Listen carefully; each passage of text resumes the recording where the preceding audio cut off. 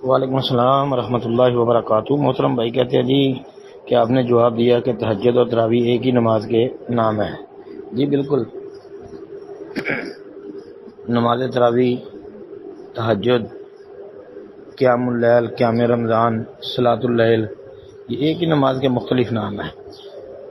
رمضان کے علاوہ باقی 11 مہینے رات کی نماز کو نماز تہجد کہتے ہیں۔ رمضان کا مہینہ آتا ہے تو عرف عام میں اس کو نماز تراویح کہا جاتا ہے، اور حدیث میں اسی کو قیام رمضان بھی کہا گیا ہے، اسی کو صلاۃ اللیل بھی کہا گیا ہے۔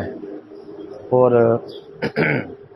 ایک عام حدیث ہے جو پورا سال یعنی رمضان ہو یا غیر رمضان، اس میں بھی اس نماز کو رات کی نماز کہا ہے، جس طرح کہ صحیح مسلم شریف کے اندر ہے افضل الصلاۃ بعد الفریضۃ صلاۃ اللیل، کہ فرض نمازوں کے بعد افضل ترین نماز جو ہے وہ رات کی نماز ہے۔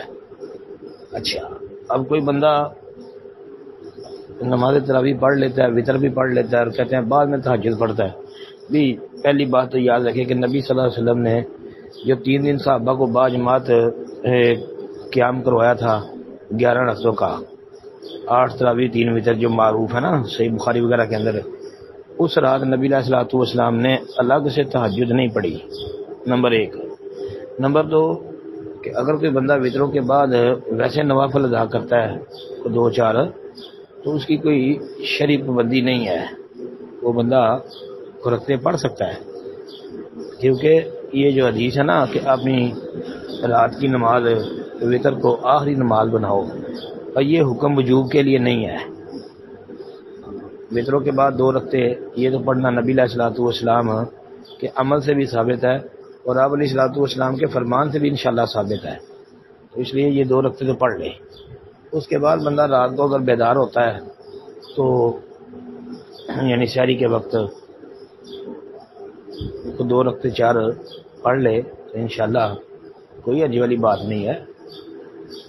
پھر اگر وہ بندہ مسجد میں آ جاتا ہے تو پھر کم از کم تحیۃ المسجد تو اس نے پڑھنی ہے نا، تو وطروں کے بعد نفلی عبادت کرنا یہ شرعن اس کا جواز موجود ہے انشاءاللہ۔